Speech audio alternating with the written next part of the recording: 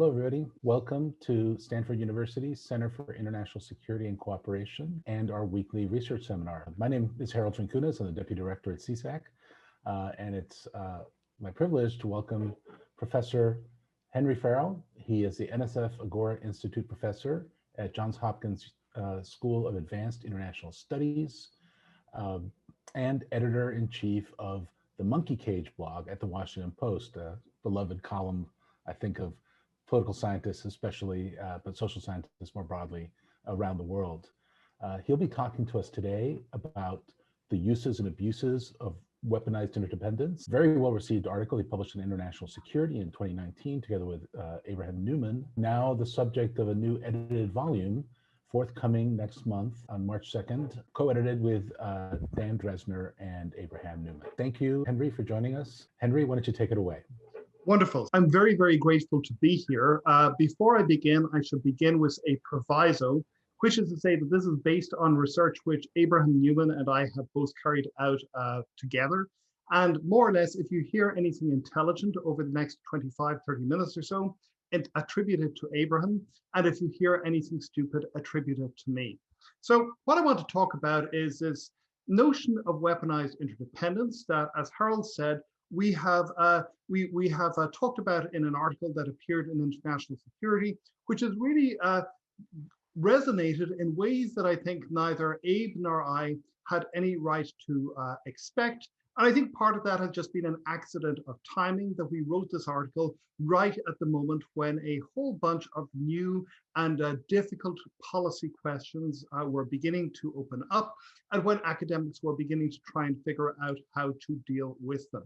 And so the fundamental idea that we developed, it's really looking at stuff that people have known for a long time, but trying to look at them from a slightly different perspective. So everybody knows, if you pay attention, that the globalized world that we live in relies upon networks to work.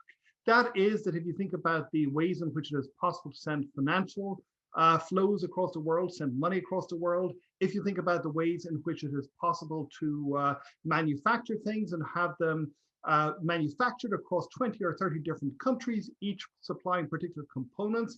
If you think about the internet, all of these things rely on networks. They rely on supply chains and other kinds of networks.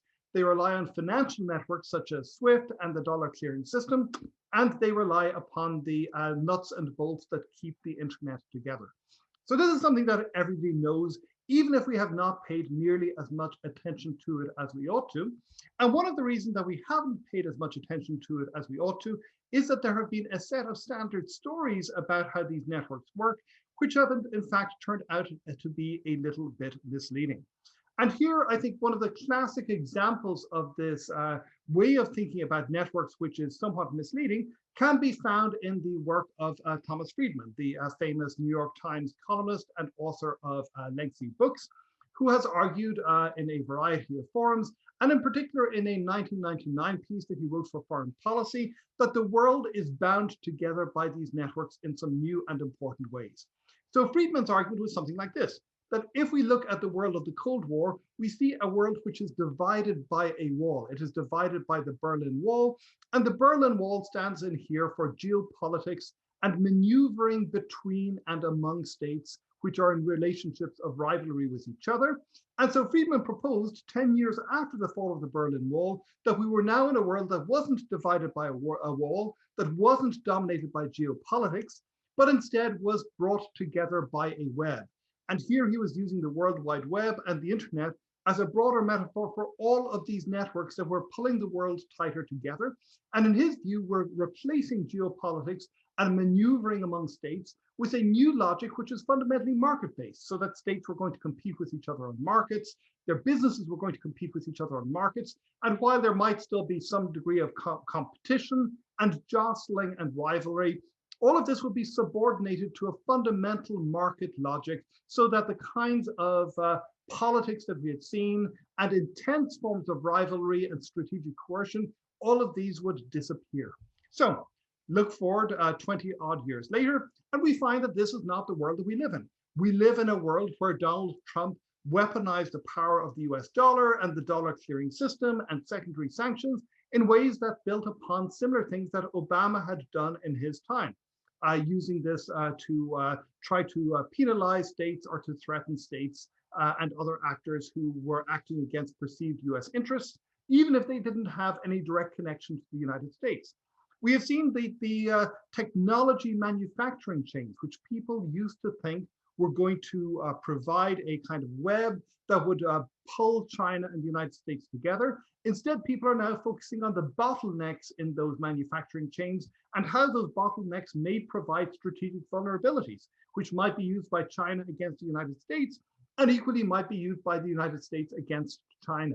And we see other states beginning to adopt the same kind of logic, as for example, Japan acted against South Korea, threatening the South Korean technology industry in order to try and force concessions from South Korea in a legal dispute on entirely unrelated issues. So this is not the world that Thomas Friedman led us to expect that we were going to live in. This is a world in which the networks that pull the world together are not simply means of providing for greater peace, greater harmony, market logic. Instead, they are becoming tools of coercion.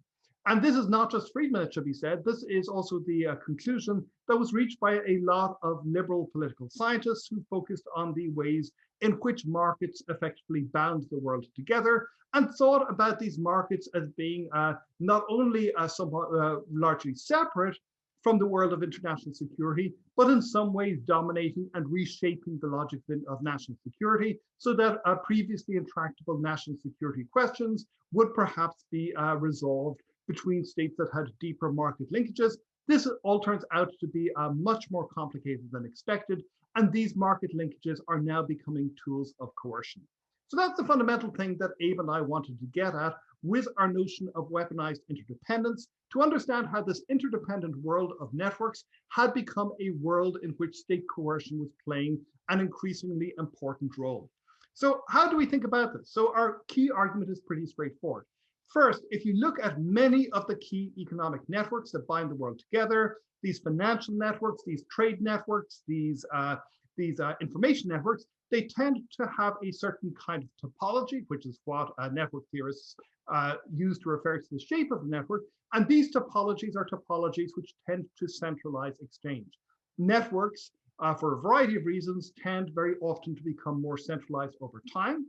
And this then generates new types of coercive power for those states that are capable of taking control of the bits of the network where exchange is increasingly centralized. And understanding how this works, how these forms of coercion work, how they relate to other kinds of coercion is crucial both for scholarship and for policymaking. And some of you, I hope, who are listening are graduate students. And for those of you who are graduate students who are looking for PhD topics, there is a ton of undiscovered gold to unearth in the hinterlands between international political economy and international security, because we simply have not paid enough attention to these until recently. And now they are beginning to bite in all sorts of ways that make them highly relevant to contemporaneous politics. So how does this work? Well, if you think about these global networks as being centralized, so another way of thinking about this is to say that they are asymmetric, that there are some nodes in the network which become more important than other nodes. These are nodes through which more and more information or whatever is flowing through the network tends to flow far more through some nodes than through others. And this is a point which is easy to get across intuitively if you look at a network that many of us were familiar with until relatively recently, which is the kind of hub and spoke system which international airlines use in order to rationalize their routes. So that, for example, if you're trying to fly from Acapulco through to Bermuda on Delta, and this is a map of Delta's route system, you're almost certainly going to have to fly through Atlanta. And the same is true of many other routes. Now, this then suggests that Atlanta plays a key role in the network, that if, for example, Atlanta experiences storms or something which mean that it can't have aircraft taking off or landing, then suddenly the entire network perhaps grinds to a halt.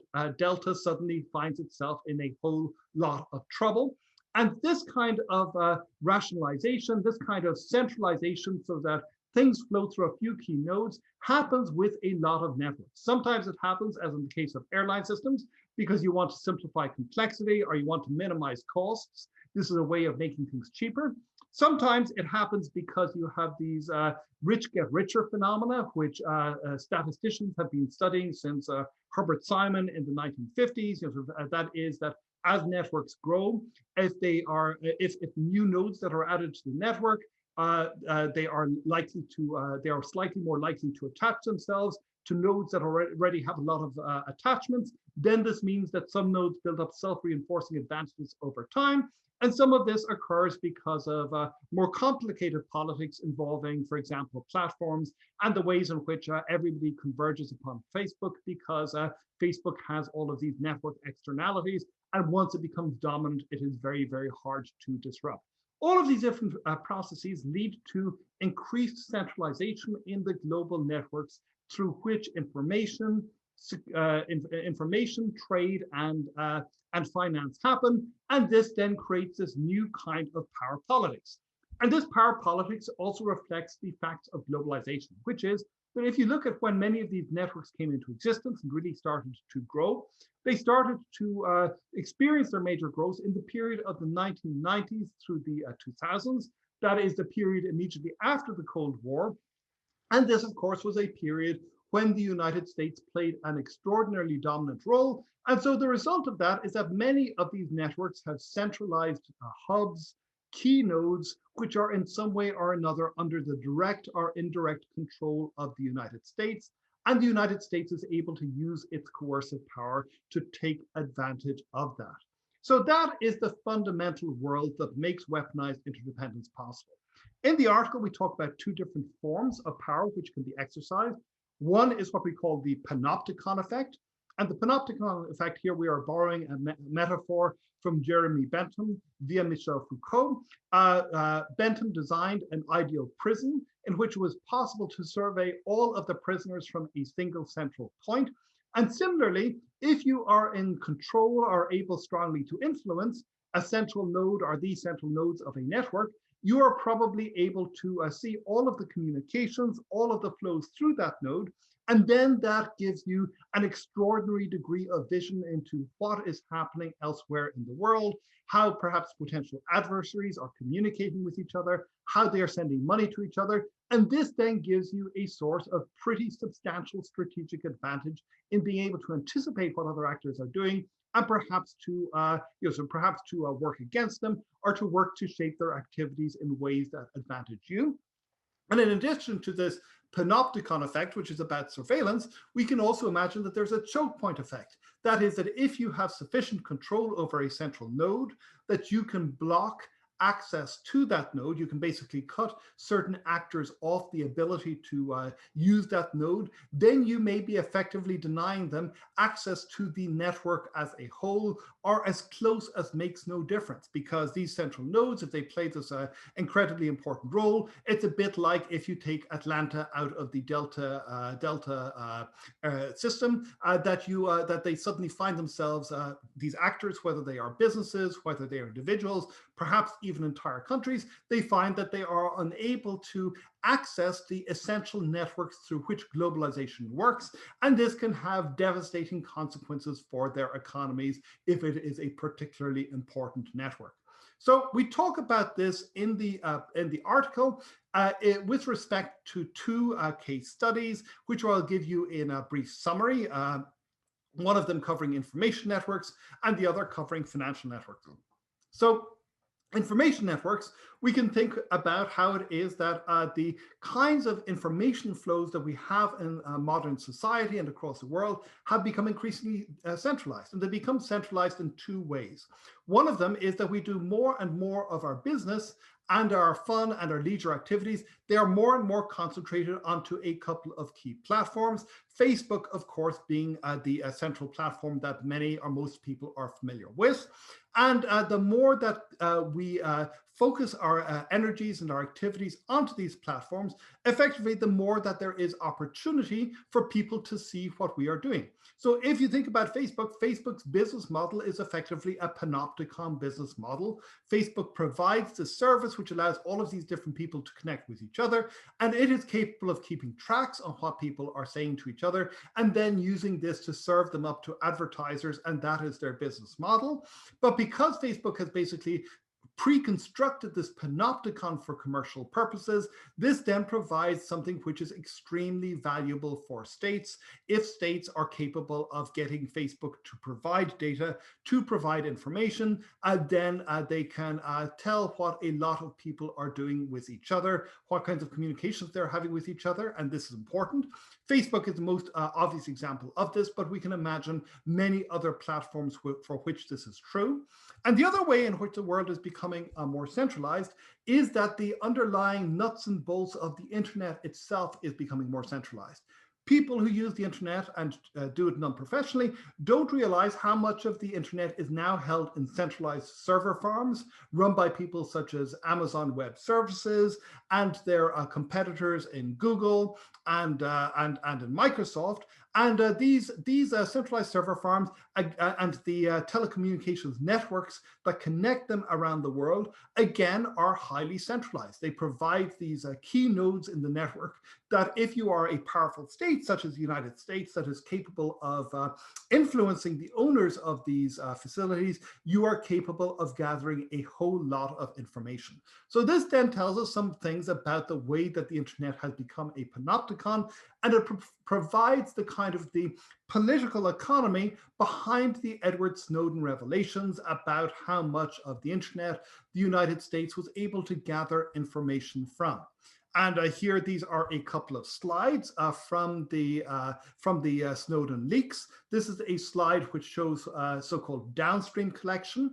That is a collection directly from various platform providers such as Microsoft, Google, and so on, that they, so that they could be required to provide a wide variety of data through the so-called PRISM program.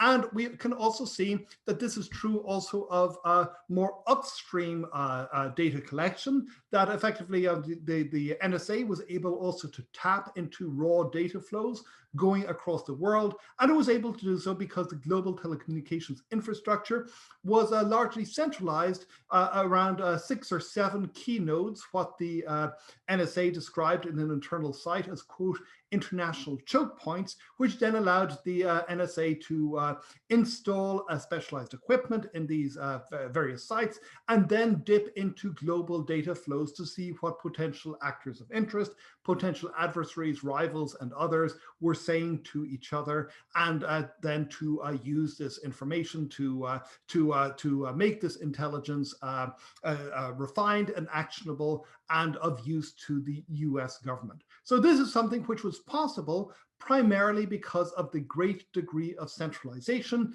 which we have seen in information services. This explains how it is that the Snowden revelations provided this picture of how the internet had become this extraordinary machinery for effectively gathering up data and making it useful. And this was possible because of the high degree of centralization.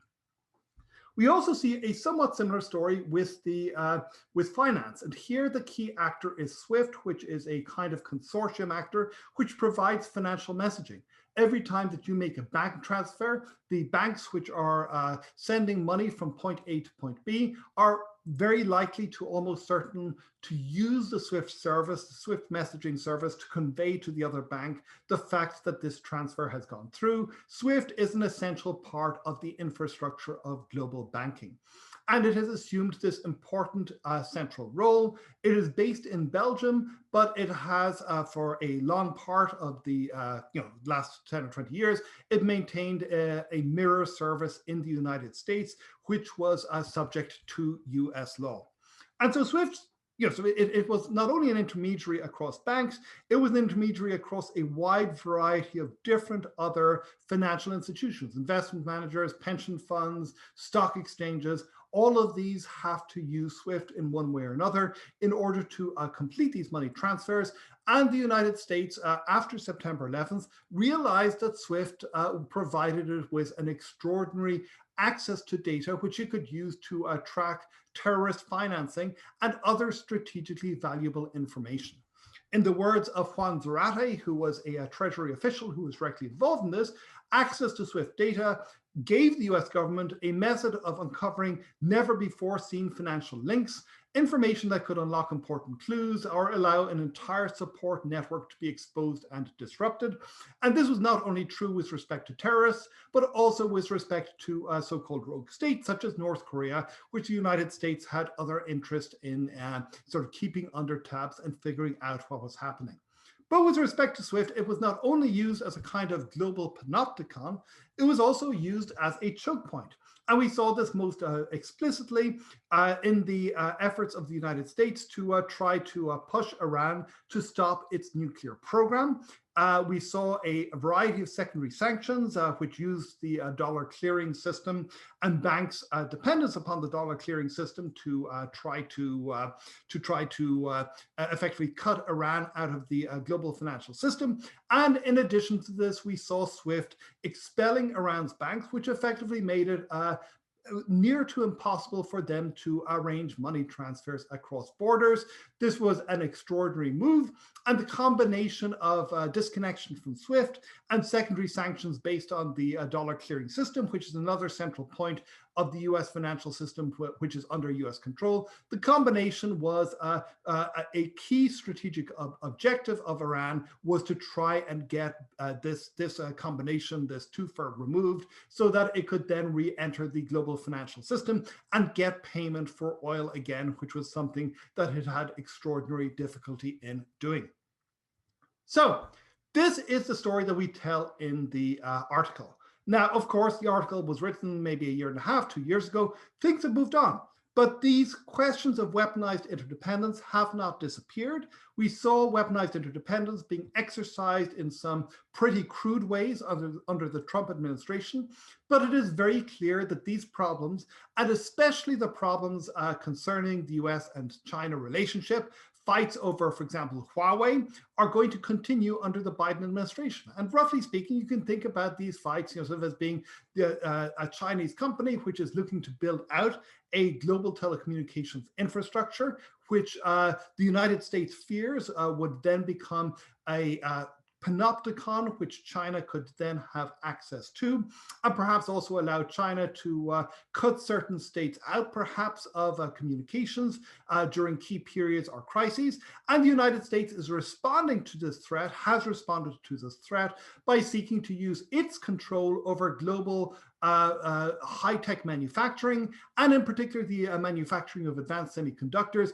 It has sought to strangle Huawei by preventing it from having any access to the advanced semiconductors that it needs to make many of its products. So this kind of fight is likely to continue under Biden. We're also seeing different versions of this playing out with the battle over the Nord Stream 2 pipeline, where Europe and in particular Germany are looking to build new gas connections to Russia, and the United States, fearful that this will bring Europe into dependence with Russia, is using its secondary sanctioning capacity to try and make sure that businesses who facilitate this are going to be cut out of the global economic system, and hence to try to prevent the completion of the pipeline. So we will see more and more of this happening, and we're also seeing more proactive measures being taken by China in particular to try and push back against the United States, and to try to, to some extent, to limit its strategic vulnerabilities in key areas of technology, finance, and elsewhere. So this is something that we are talking about in the book that Harold mentioned at the beginning. This is a book which is about to come out, The Uses and Abuses of Weaponized Interdependence. It is a edited volume with Dan Dresner.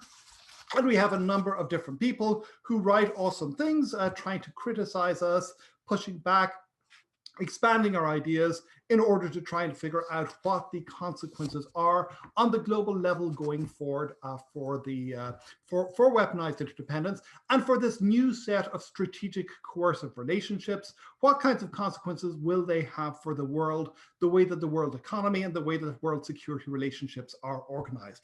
So this presents a new research agenda.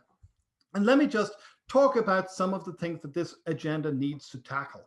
First of all, as I mentioned at the beginning, we have been excited and surprised at how much the term weaponized interdependence has taken off, and how much this has become part of the vocabulary of policymakers and of academics. But also going along with that, whenever words or whenever terms have sort of become popular, they very often escape the intentions of the people who who originally used them. And here, one of the things that makes us a little bit nervous is that weaponized interdependence is becoming a kind of a stand-in term for a wide variety of different forms of economic coercion, some of which are pretty different from what we ourselves think of as being weaponized interdependence. So in our own contribution to this book, we developed this a little bit, and we talk about how it is that weaponized interdependence relates to other forms of coercion, which can be still thought of as being quite different from weaponized interdependence.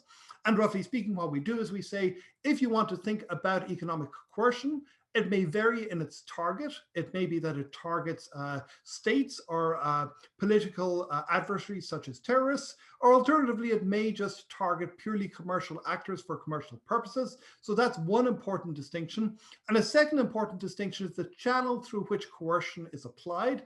Is it through bilateral one-to-one relationships, or is this through a network relying upon these features of network topology and the centralization of the network in order to achieve effects? And depending on different combinations of this, we say we can think about asymmetric interdependence, which is the kinds of things that, for example, Bob Cohen and Joe Nye have been writing about for decades, which is a form of interdependence which is not weaponized interdependence, but which involves traditional sanctions. And here this is bilateral channels through which states are looking to put pressure on other states or political adversaries.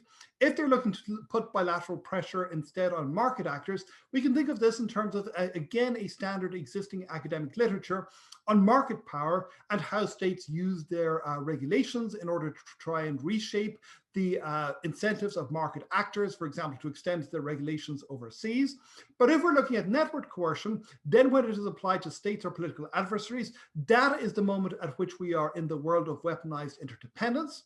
And if we are instead in a world where it is being applied to businesses, then that ties into a broader literature in particular in the study of technology, on what is sometimes called points of control, where people, for example, are interested in how it is that the United States, in order to try and put pressure on gambling companies, which were located outside of US jurisdiction and hence outside of the direct control of the United States has used financial payment systems such as Access or Visa, told them that if they process payments to these gambling companies, they will be subject to heavy fines, and hence it has used weaponized interdependence type methodologies, but against private commercial actors rather than states. So this gives you a simple 2x2, which allows you to distinguish between different kinds of coercion, and that can be actually pretty interesting. So if, for example, you want to look at the US-China fight and the ways in which US and China apply pressure at the moment, and this is something which, for example, the Blackwell and Harris book is very good on how China has developed various forms of threatening other countries, but typically these threats have relied upon asymmetric interdependence. That is that China does not have control of these global networks, so what it has done instead is when Australia or some other country has made it upset, it has denied Australian firms access to its to Chinese domestic markets, and this is something which can certainly hurt and does hurt, but which also imposes some considerable pain upon the country doing the applying, so that China, by restricting its access to various Australian goods, is increasing costs for its own internal businesses and consumers. Whereas if you look at the United States has relied heavily over the last 15 or 20 years on various forms of weaponized interdependence, which shares around the cost, so that the costs are not simply borne by the United States, but by a wide variety of other foreign actors who also are within the same network, so that in effect it is cheaper for the United States to employ these kinds of coercive tools, and these coercive tools have greater reach than the Chinese coercive tools, which are primarily based upon their markets. And unless you make these kinds of distinctions, it is hard to figure out what is what and to analyze that relationship properly. We also wanted, this is a much more empirical, technical question. We need to understand far more than we do at the moment about how global networks work and how they are likely to change. The weaponized interdependence argument that we develop is, it is based upon our broad sense of how these networks operate, but there are a lot of networks which we don't know enough about because they've been very poorly mapped. And also we don't know very much about the interaction between different kinds of networks. And we know that this is important so that, for example, US financial sanctions have sometimes backfired because they have had impact on production networks, which lead to US allies and perhaps even the US itself getting hurt. But we don't know enough about these networks, how they relate to each other, how they operate.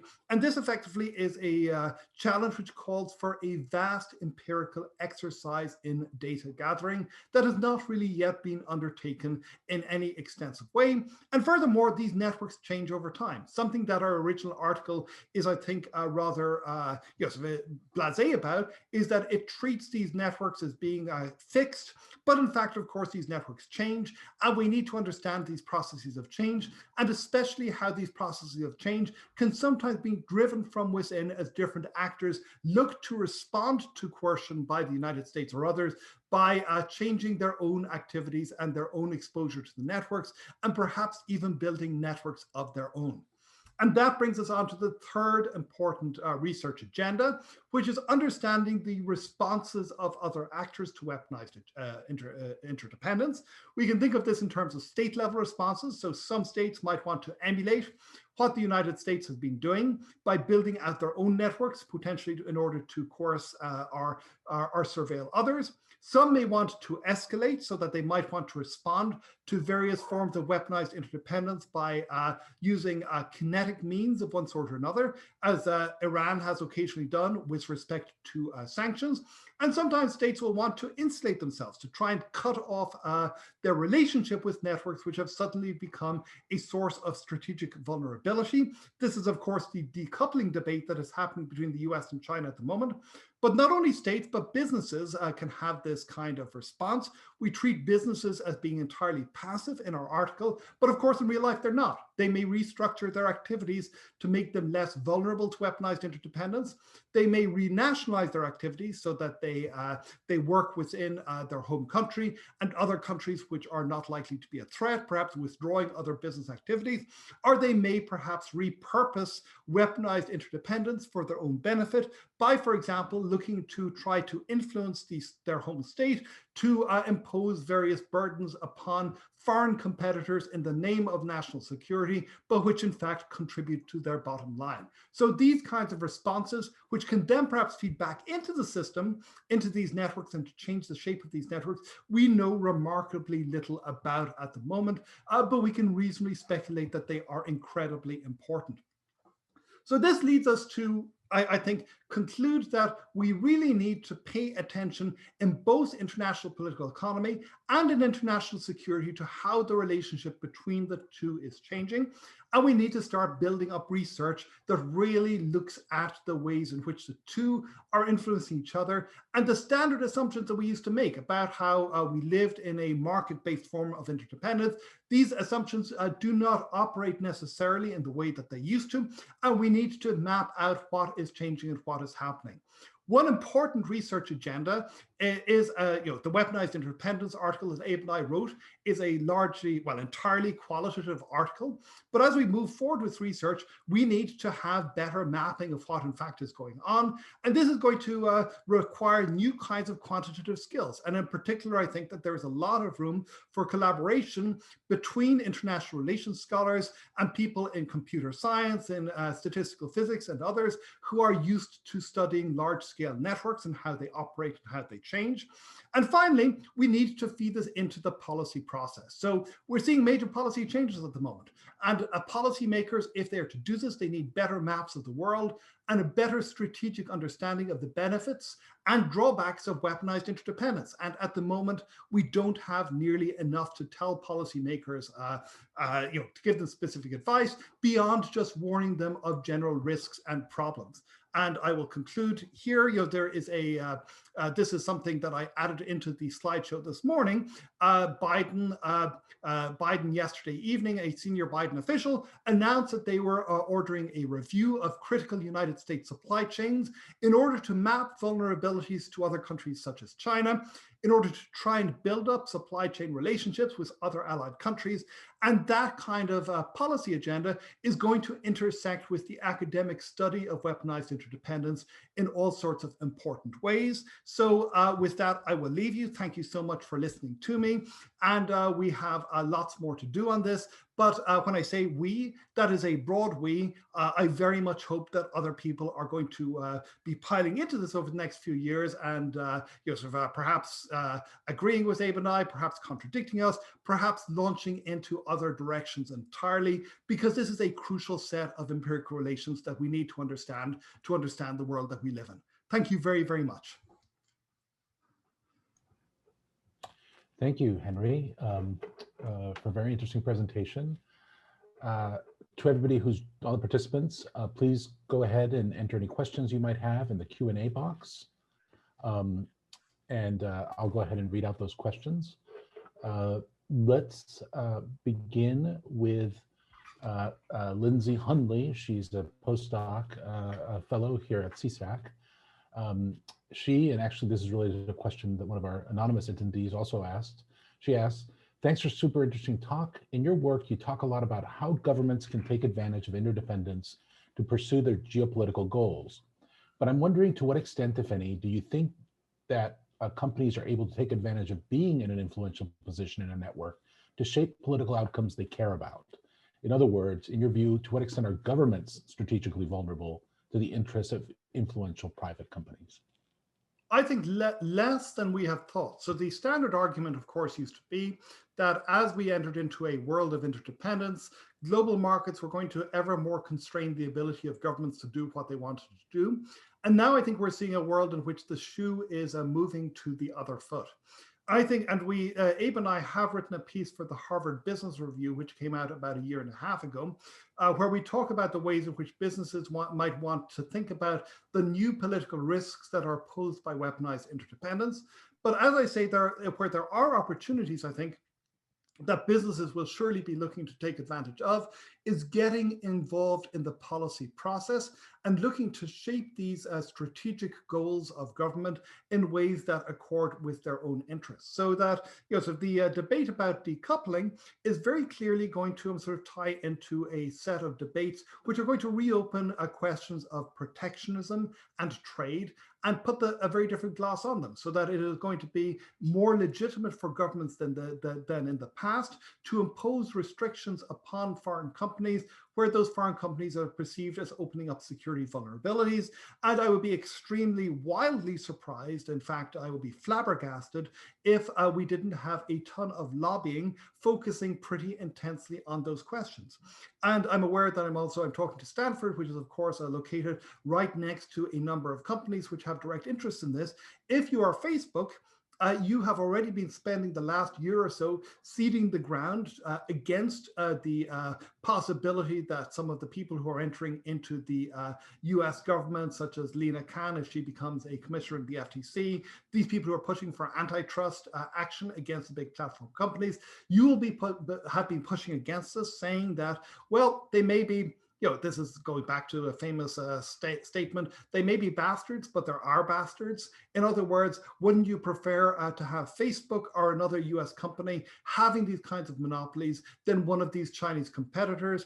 And if you decide to break up this advantage, this strategic advantage that the United States has, what kinds of negative repercussions is this going to have down the road? So I think that, on the one hand, there's going to be some degree of insulation happening. On the other, I think that businesses are also going to look to try and use this in order to foster policies which hamper their rivals, while at the same time protecting themselves against actions taken for domestic economic reasons, which might hurt them, by saying that these domestic economic actions don't make sense in the new world of strategic interconnectedness and vulnerability. Thank you. Next question is from one of our anonymous attendees. They ask, how quickly can alternative nodes emerge? If the US blocks the use of SWIFT or chips, will this not create incentives for alternative financial networks to emerge? I would just build on that and wonder, to what extent is weaponized interdependence a long-term phenomenon? The more the US and other states exercise sanctions on a multilateral basis, not just bilaterally, or take advantage of choke points, you create incentives to work around these. So as Venezuela gets sanctioned, it learns how to evade. As Iran gets sanctions, it learns how to evade. North Korea similarly. So if you could speak to that.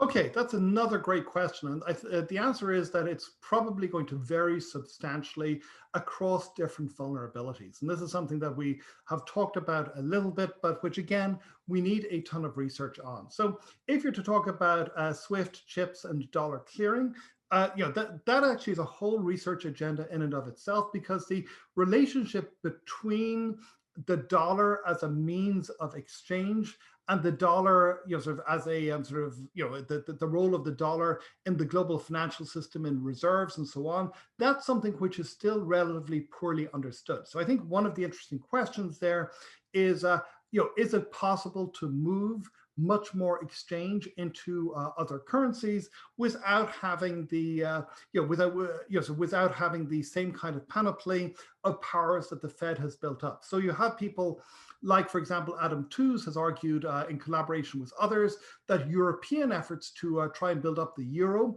as an alternative to the dollar are going to founder because they do not have the institutional machineries necessary to offer credit lines and to do all of these other things that they would need to do in order to really replace the dollar. And so if you look at it from that perspective, you would be skeptical that that it's going to be possible to move away. But it might also be that you might see a world in which what is happening is less big moves by states, but more nibbling away at the wainscoting of the international system, so that as smaller groups, smaller actors start to figure out interesting workarounds. And you've seen some of that already happening with respect to Iran and Iran's efforts to creatively figure out ways to get paid for its exports after the reimposition by Trump of these sanctions after the withdrawal from the JCPOA.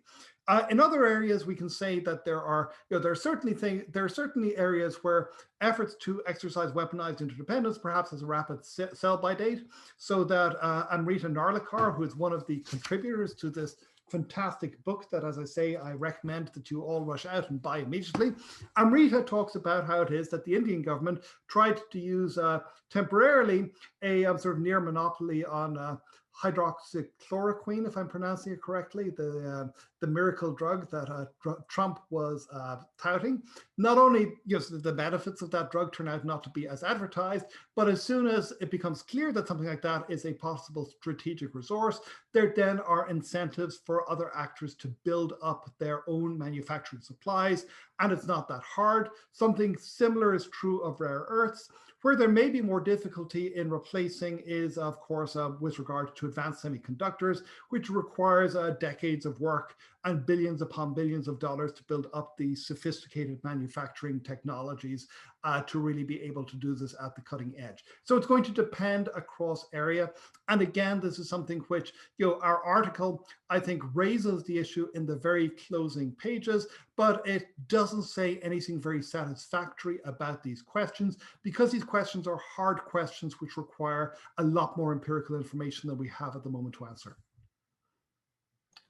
Thank you. We go now to Jim Farrell at Stanford. Jim says, quote unquote, weaponized sounds scary and military, which may explain the success of the term weaponized interdependence. But why associate weaponized with IT network related interdependence? Also, why are economic sanctions not weaponized interdependence? Anytime you have interdependence, joint gains that depend on both sides' actions, there's potential for bargaining over division of gains with threats. Okay, well, that's a very, that's an excellent, both an excellent question and a very Jim Fearon question, which the two very often go together. So part of what we're doing here is we're building upon this existing literature on interdependence, which, as Jim's argument hints, is primarily a bilateral, it's primarily about bilateral vulnerabilities of one sort or another. And you can think about this in terms of, sort of mixed motive bargaining games and all of, this literature that we're familiar with, so where effectively your ability to threaten the other depends substantially upon, upon what the payoffs are in the case of breakdown, on the breakdown values. So what we wanted to get at in this article is to argue that this is not the only important source of coercion, and to argue effectively that in order to understand some forms of coercion, we need to understand how the network itself works. And here, I think, to respond more specifically to Jim's question about sanctions, we can think about two different logics of sanctions. One is the traditional logic of economic sanctions, which is based upon access to markets, and primarily access to domestic markets, and however many of your allies you can round up to agree to support you, you all decide that state X is horrible, so you deny state X's businesses access to your own domestic markets and your allies' domestic markets, and that becomes horribly complicated, as we all know, because you're exerting pain upon yourself. But imagine instead that you are in a world where you have effective control over the global financial system through the dollar clearing system, which all banks need access to, and through indirect but nonetheless real control over SWIFT. Then you're in a different strategic situation, because effectively what you're able to do is you are able to, first, and this is the world of secondary sanctions, you're able to get banks which are not you're able to get banks and other foreign financial institutions to implement a lot of what you want for you, because they desperately need access to the dollar clearing system in order to continue in existence as international banks.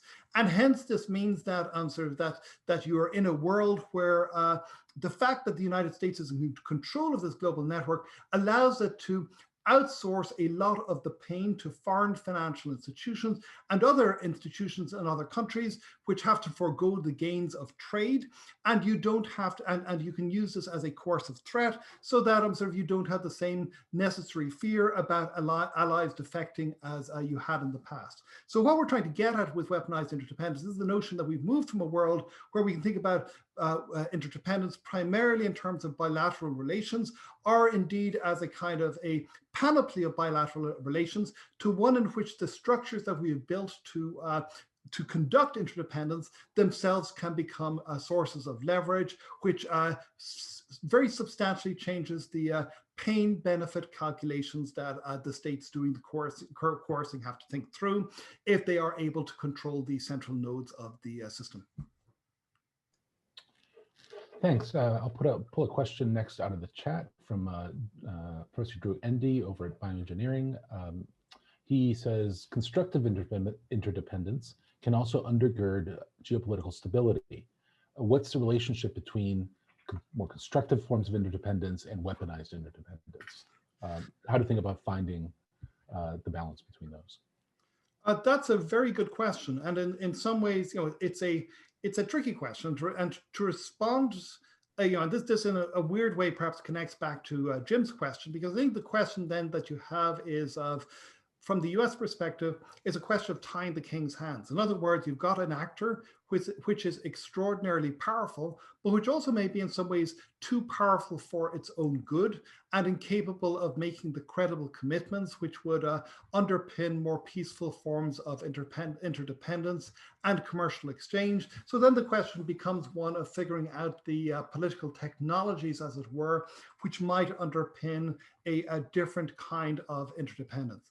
Another way of thinking about this is to go back to the old literature, to some extent discredited for good reason, but nonetheless a source of interesting insights literature, which is literature on hegemonic stability of Kindleberger and other people from the 1970s, and to start thinking about the circumstances under which actors which are in the United States position are using their coercive power to provide collective goods for the system as a whole, as opposed to doing so for their own purely self-interested reasons.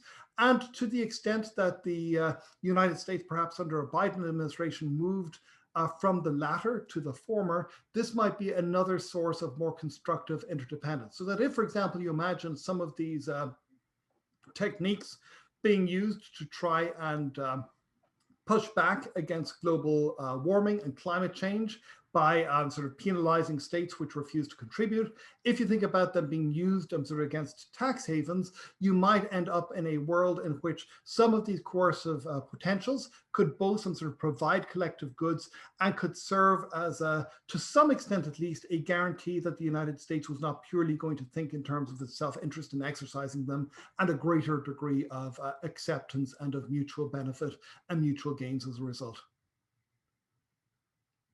Great. I think we have time for three more questions. From Consuelo Amat. Thank you, Henry, for this fascinating presentation. I was wondering if you could speak more about the interdependence part of weaponized interdependence idea. The idea is that because we're all interdependent, it hurts the one doing the coercion as well as the target. What are the implications, and if states not use certain levels of coercion, because it'll eventually hurt them? Okay, a great question from Consuelo.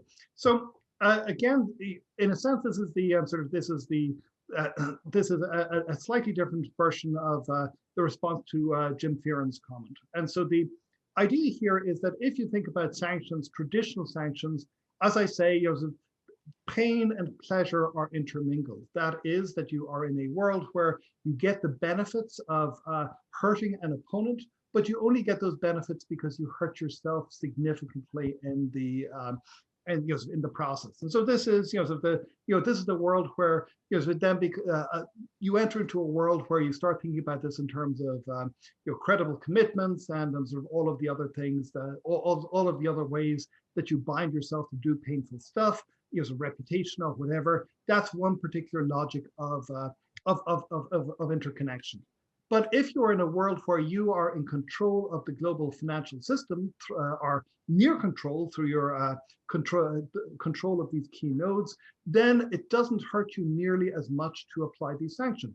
If you're applying sanctions to Iran, for example, I think this is one of the most obvious examples of this, then the much of the hurt that is going to be done is not going to be done to your businesses, which probably haven't had any interaction with Iran for decades anyway because of primary sanctions, but it is going to be done to all of the European businesses, which would love to pile into Iran, but find that because of this extensive system of secondary sanctions, which are based upon control of the dollar clearing system, that they are incapable of doing it. So effectively, it then ends up being Europeans who are bearing the pain rather than you yourself. And so this then, I think, conducts both to, it means that it's much cheaper for the United States to exercise coercion, but then it also means that, that it's easier for the United States to give into the temptation to exercise its coercive capacities for reasons of domestic politics, perhaps, without necessarily paying attention to the global costs that are being that are resulting from it. And again, this may turn around to bite it. The European Commission, the week before last, issued a new strategy document talking about effectively its need to remake financial networks and other networks so as to mitigate some of these vulnerabilities. And it's very clear that it's talking about the United States more in the short term than it's talking about China. The capacity of Europe to do this, I think, is questionable. But the more that you do this, the more that you give other actors incentives to pull out of the system as a whole that they feel is exposing them to vulnerabilities. And this may, in the long term, do substantial damage to US power. Thanks. A question now from Yves Thibault-Jean, who I believe is at the University of British Columbia. Is the targeted use of weaponized interdependence by powerful states, US, China, maybe Japan, and the EU, compatible with the endurance of globalization? Or can we envisage a tipping point where it triggers strategic interactions that lead to a systemic collapse, even if it's only partial? Will the system risk becoming overloaded? Okay, it's very, very hard to give a good answer to that. I think it's a risk. I don't think that it is the most serious. I don't think that it is an urgent risk. But if you wanted to be worried about it, you could think back to, of course, the famous examples of interdependence back in the, the debates about interdependence and peace, often centered on the on World War One, and there was clearly a lot of politics going on around this kind of potential strategic vulnerability, which may in fact have played into some of the decisions around World War One. And I'd recommend here two books, Heidi Tworek's new book on news and cable systems, which has some discussion in the sidelines, and Nicholas Lambert's book on pre-World War One planning by the British state, Planning Armageddon, which is which in effect and sort of provides a different case study of many of the same pressures as we have today. And of course, World War One turned out to be a horrible, precipitating crisis in a wide variety of ways, even apart from its immediate costs.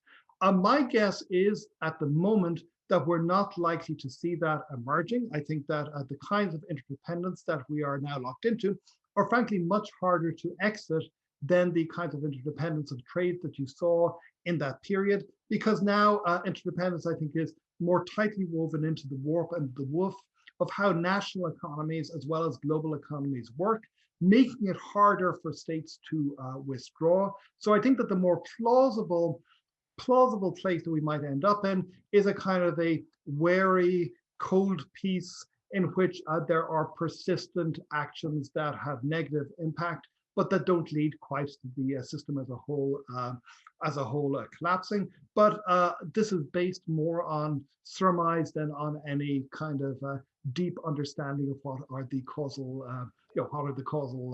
mechanisms here, because in a sense we're still at the stage of exploratory analysis rather than really figuring out how the anatomy of the global economy works and which are the choke points or the pressure points which might not just lead to pressure being applied by one country against another, but to the entire system potentially going into crisis. Thanks, Henry. One last question from Gregory Sanders, and this is related, I think he's off of both that last slide you just added this morning and your comments just now on choke points. And it's related to supply chains and their role in choke points. And he says, in the US government, the government likely understands defense supply chains better than others. There may be good data on prime contractors, but he suspects the data on sort of subcontractors that may be part of these networks is less well available. Companies also tend to hold supply chain information very closely. Speaking to your challenge of taking up further research on this question, how would you think about maybe mapping these supply chains or developing information about choke points? What open source data sets do you think researchers should be using to take up your challenge to further explore these questions? We're in very early days. There's some interesting research that I can send to him. People in Cambridge are playing around with toy data in order to figure out where the choke points are. I know that there are, so there is broader data available, but as Greg suggests, this data tends to be pretty sporadic. So I think one of the key, there are two key challenges, because very clearly this is something that Biden people want to do. They recognize this as an important set of questions. One is building up extensive data sets, which they're just, there isn't any precedent for building up. And it is also, as Greg says, it's very often proprietary information which businesses are going to be unwilling to give up without without very substantial guarantees indeed, which are going to be legally extremely complicated to figure out. This is in many ways is a recapitulation of something that Harold may be familiar with, which is the debates over cybersecurity and public-private relations, which has always been a nightmarish nest of interlocking problems with very few solutions. And the second thing that we need is we need people with the expertise to actually understand how these supply chains work and to relate it to security questions. And we don't, we don't have those kinds of intellectuals. So Abe and I wrote a piece which appeared at the beginning of last year in Foreign Affairs, where I think what we more or less suggest is we need something like the kinds of connections between the, between nuclear physics, between the people who understood how nuclear weapons actually worked and people who understand how national security worked. We need similar kinds of communities of expertise and similar people who develop the skills to translate back and forth between the two for US policy and indeed for policy in other countries, both US allies and their rivals, to develop, so that we don't end up in situations where somebody does something which has all of these inadvertent consequences for supply chains, causing massive, massive unhappiness and perhaps risks of escalation and all sorts of unpleasant things working out. We really need to build up this expertise right quickly. Great. Well, I think we've run out of time, unfortunately. There's many more questions in the Q&A and some in the chat as well. I'll try to pass those along to Henry. But to everybody who's joined us today, thank you so much for joining us. And Henry, thank you so much for a really interesting talk. We really appreciate you joining us today. Thank you so much. It was a ton of fun.